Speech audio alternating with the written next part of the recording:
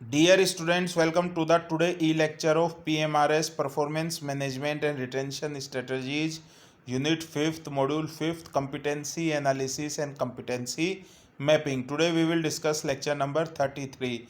In lecture number 33 we will discuss competency analysis. जो word है competency analysis, ये basically to word से मिलकर बना है, कम्पिटेंसी प्लस एनालिसिस। कम्पिटेंसी का मतलब क्या है?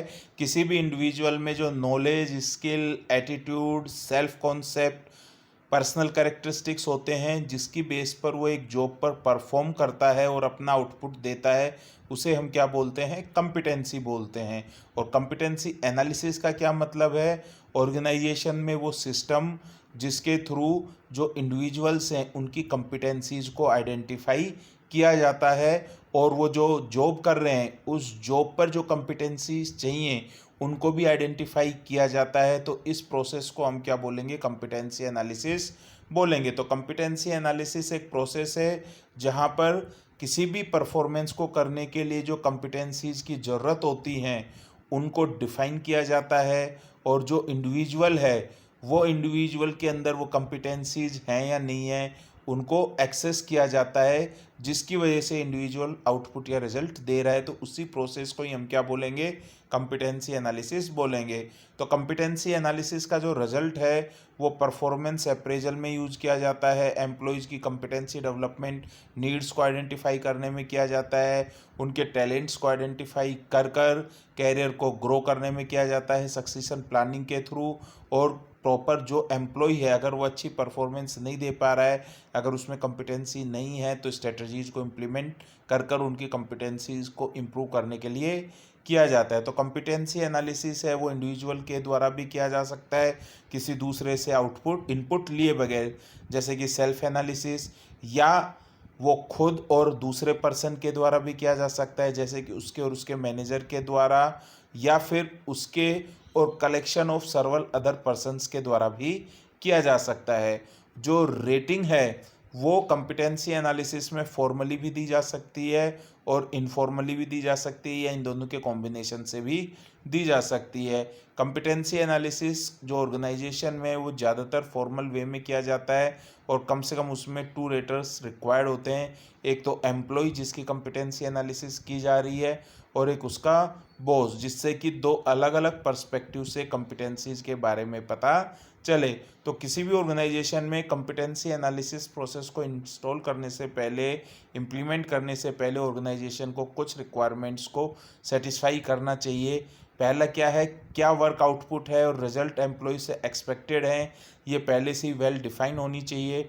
और जो भी पार्टिसिपेंट्स हैं कम्पिटेंसी एनालिसिस प्रोसेस में जो भाग ले रहे हैं उनको ये सारी चीज़ क्लियर होनी चाहिए। Second, how do the outputs और results contribute to meeting the organisation strategic goals और बिजनेस ऑब्जेक्टिव। से पहले से ही डिसाइड करना चाहिए कि कैसे आउटपुट या जो रिजल्ट हैं जो कम्पिटेंसी के द्वारा एम्प्लॉयज़ द्वारा अचीव किए जा रहे हैं वो ऑर्गेनाइजेशन के स्ट्रेटेजिक गोल या बिजनेस ऑब्जेक्टिव्स में कुछ कंट्रीब्यूट दे रहे हैं या नहीं दे रहे हैं। अगर एम्प्लॉय जो काम कर रहा है वो ऑर्गेनाइजेशन के आउटपुट में या स्ट्रेटजी में कोई कंट्रीब्यूट नहीं दे रहा है तो ऐसी कम्पिटेंसी का कोई भी बेनिफिट नहीं है। तो यहाँ पर एक सीरियस क्वेश्चन है कि क्या वो वर्क करना ज़रूरी है जिसकी वजह से कोई आउटपुट में कंट्रीब्यूशन ही नहीं हो रहा। Next, how is the work perform, work कैसे परफॉर्म करते हैं, व्हाट टास्क आर परफॉर्म, क्या क्या टास्क परफॉर्म करनी है। तो ये क्वेश्चंस भी पहले ही कम्पिटेंसी एनालिसिस से इनका आंसर होना चाहिए कि किसी पर्सन से क्या क्या आउटकम्स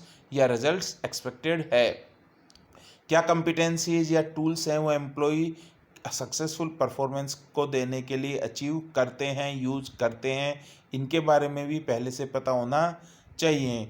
जो कम्पिटेंसीज एम्प्लॉय के अंदर हम आइडेंटिफाई कर रहे हैं, जो हम कम्पिटेंसी एनालिसिस के थ्रू कर रहे हैं, उसके लिए हमने उनकी जॉब्स में जो कम्पिटेंसी हैं उस जॉब को करने के लिए उसे आइडेंटिफाई किया है। तो जो जॉब पर कम्पिटेंसीज हैं वो आज की डेट में भी वैलिड और रिलायबल हैं या नहीं है, ये कम्पिटेंसी एनालिसिस से पहले आइडेंटिफाई कर लेना चाहिए। किसी भी पर्सन या एम्प्लॉय के इंटरनल कौन है और एक्सटर्नल कौन है, कौन कौन हैं जो कि उस पर्टिकुलर एम्प्लॉय के लिए वैलिड और रिलायबल एनालिसिस कर सकते हैं, वो भी हमें पहले से पता होना चाहिए। तो कॉम्पिटेंसी एनालिसिस बेसिकली स्टार्ट होता है वर्कफोर्स की कॉम्पिटेंसीज जो कि ऑर्गेनाइजेशन बिजनेस एक्टिविटीज़ को परफॉर्म करने के लिए ज़रूरी होती है, उनको आइडेंटिफाई करने के लिए से उसके बाद जब एक बार कॉम्पिटेंसीज आइडेंटिफाई कर लेते हैं, मैपिंग की जाती है targeted versus actual value of competencies की, जो एक्चुअल में कॉम्पिटेंसी है वो और उस जॉब के लिए जितनी कॉम्पिटेंसी चाहिए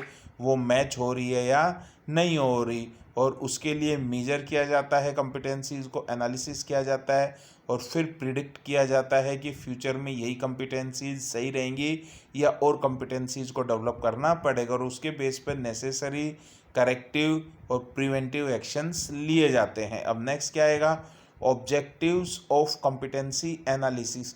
क्यों कोई भी ऑर्गेनाइजेशन है वो कॉम्पिटेंसी एनालिसिस कर रही है, उसके पीछे उसके क्या ऑब्जेक्टिव्स हैं। तो कॉम्पिटेंसी एनालिसिस है वो ऑर्गेनाइजेशन द्वारा यूज किया जाता है, उससे उसे क्या फ़ायदा होता है। पहला, एम्प्लॉयज़ को डिटेल जॉब डिस्क्रिप्शन बताने के काम आती है, क्योंकि जब तक आप जॉब के लिए क्या क्या कॉम्पिटेंसीज हैं इनको आइडेंटिफाई नहीं करोगे आप जॉब डिस्क्रिप्शन नहीं कर सकते। दूसरा, promote ongoing employees performance development, कि जो करंट में एम्प्लॉयज़ परफॉर्मेंस दे रहे हैं उनको डेवलप करने के लिए, प्रमोट करने के लिए कॉम्पिटेंसी एनालिसिस काम में आता है। Ensure workforce competencies required to perform the organization's business activities as defined and updated. Competency analysis का ऑब्जेक्टिव क्या है कि जो अभी करंट में एम्प्लॉयज़ में कॉम्पिटेंसीज हैं क्या वो कॉम्पिटेंसीज अपडेटेड हैं और अभी करंट को परफॉर्मेंस देने के लिए उनका कोई कंट्रीब्यूशन है या नहीं है। Provide a systematic approach to plan HR function. Competency analysis के बेस पर एचआर फंक्शंस को प्रॉपर सिस्टमेटिकली प्लानिंग किया जाता है। कॉम्पिटेंसी एनालिसिस के बेस पे ही एचआर फंक्शंस को इवोल्वेट किया जाता है कि वो जॉब कॉम्पिटेंसीज को प्रमोट कर रहे हैं या नहीं कर रहे। कॉम्पिटेंसी एनालिसिस के बेस पर ही लर्निंग प्रोग्राम्स डेवलप किए जाते हैं। कॉम्पिटेंसी एनालिसिस के बेस पर ही परफॉर्मेंस अप्रेजल और इम्प्रूवमेंट को फोकस किया जाता है। कॉम्पिटेंसी एनालिसिस के बेस पर ही एम्प्लॉयज़ की कैरियर डेवलपमेंट किया जाता है, उन्हें गाइड किया जाता है। कॉम्पिटेंसी एनालिसिस के बेस पर ही जो मॉड्यूलर ट्रेनिंग करिकुलम्स हैं वो डेवलप किए जाएंगे, जिसकी जैसी कॉम्पिटेंसी होगी, जहाँ जैसी ज़रूरत होगी वैसे ही उनके लिए ट्रेनिंग प्रोग्राम्स बनाए जाएंगे। कॉम्पिटेंसी एनालिसिस के बेस पर ही ये पता लगाया जाता है कि एम्प्लॉयज़ हैं वो परफॉर्मेंस देने के लिए रेडी हैं या नहीं है। वो जो परफॉर्मेंस देने के लिए अगर कोई इनोवेशन है, चेंज है, वो एक्सेप्ट करने को तैयार हैं या नहीं है। कॉम्पिटेंसी एनालिसिस के बेस पर ही टारगेट ट्रेनिंग की जाती है जिससे कि स्किल्स को डेवलप किया जा सके।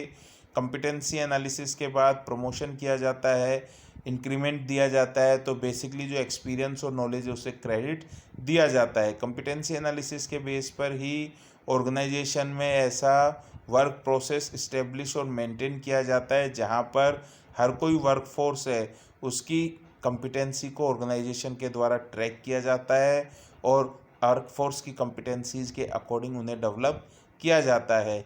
कॉम्पिटेंसी एनालिसिस के बेस पर ही ऑर्गेनाइजेशन ये इंश्योर कर पाती है कि उसकी जो बिजनेस एक्टिविटीज़ है जो कि ऑर्गेनाइजेशन ने डिफ़ाइन की हुई थी वो वैसे ही कंडक्ट हो रही हैं या नहीं हो रही। नेक्स्ट क्या आ जाता है इसमें आपका प्रोसेस ऑफ कॉम्पिटेंसी एनालिसिस। तो कॉम्पिटेंसी एनालिसिस का क्या प्रोसेस है, सबसे पहले एक स्टार्टिंग पॉइंट होगा, फिर एक फिनिश पॉइंट होगा और बीच में जो स्टेप्स होंगे वो लॉजिकली एक दूसरे से अरेंज्ड होंगे। तो क्या प्रोसेस हुआ, सबसे पहले identification of the competencies, second mapping of the competencies, third analysis of competencies, fourth preparation and presentation of the report और fifth evolution of competency analysis process. तो कॉम्पिटेंसी एनालिसिस में सबसे पहले जो कॉम्पिटेंसीज एक पर्टिकुलर जॉब को करने के लिए चाहिए उसे आइडेंटिफाई किया जाता है। फिर सेकंड, जो एम्प्लॉयज़ उस जॉब को कर रहे हैं उनकी कॉम्पिटेंसीज को मेजर किया जाता है और फिर उनको जॉब की जो कॉम्पिटेंसीज है उनसे मैप किया जाता है। उसके बेस पर कॉम्पिटेंसीज का एनालिसिस किया जाता है कि जो वर्क फोर्स है वो सफिशेंट कॉम्पिटेंसी रखता है या नहीं रखता है। उसके बेस पर रिपोर्ट को प्रिपेयर किया जाता है और जो मैनेजमेंट है उसे प्रेजेंट किया जाता है। और टाइम टू टाइम जो ये कॉम्पिटेंसी एनालिसिस प्रोसेस है इसे इवोल्वेट किया जाता है कि इसमें अपडेशन की तो ज़रूरत नहीं है, जो कॉम्पिटेंसीज हमने आइडेंटिफाई की हुई हैं वो अभी भी वैलिड और रिलायबल हैं या उन कॉम्पिटेंसीज को हमें चेंज करना पड़ेगा। तो इसी के साथ ही आपका ये जो लेक्चर है, लेक्चर नंबर 33, जिसमें हमने कॉम्पिटेंसी एनालिसिस को डिटेल में डिस्कस किया, ये कंप्लीट होता है। जिसमें आपने कॉम्पिटेंसी एनालिसिस की मीनिंग पढ़ी, कॉम्पिटेंसी एनालिसिस करने से पहले ऑर्गेनाइजेशन की क्या क्या प्री रिक्विसाइट्स हैं ये पढ़ी, कॉम्पिटेंसी एनालिसिस के ऑब्जेक्टिव्स पढ़े और कॉम्पिटेंसी एनालिसिस का प्रोसेस पढ़ा। Thank you very much.